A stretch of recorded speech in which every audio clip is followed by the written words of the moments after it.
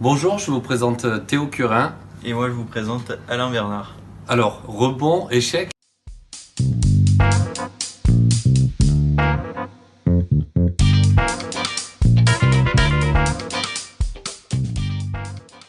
Oui, ça peut faire peur par moment. Ça me semble deux mots assez complémentaires pour moi.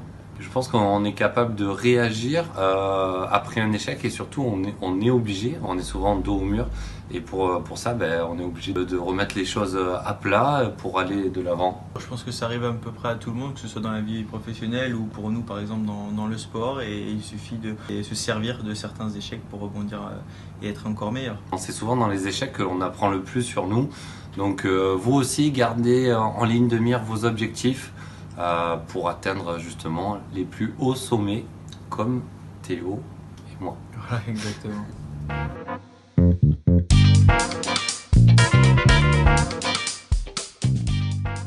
Moi je dirais pas ça, justement il faut garder cette lueur d'espoir et cette envie de vouloir faire toujours mieux. On a peur de l'échec un petit peu chez nous parce qu'on a peur surtout des représailles des gens qui nous pensent inférieurs à eux parce qu'on a échoué à un endroit, à un moment. On a peur de les décevoir aussi, Voilà. C'est humain d'avoir cette appréhension finalement de l'échec au regard de tout le temps que l'on consacre à notre tâche, à nos objectifs, parce qu'au plus on va y consacrer de temps pour un objectif qui va être relativement court pour nous chronométriquement, au plus on risque d'être déçu. Mais l'échec fait partie de la vie. Il y a tout le monde a échoué forcément à un moment donné dans une vie, dans une carrière. C'est sûr.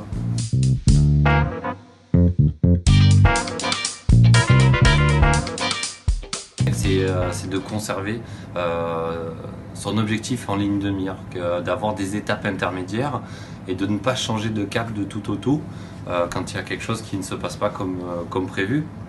Exactement, c'est normal de parfois échouer, mais tout simplement garder espoir et on revient toujours, et c'est certain, plus fort à chaque fois qu'on connaît un échec. Tous rebondisseurs.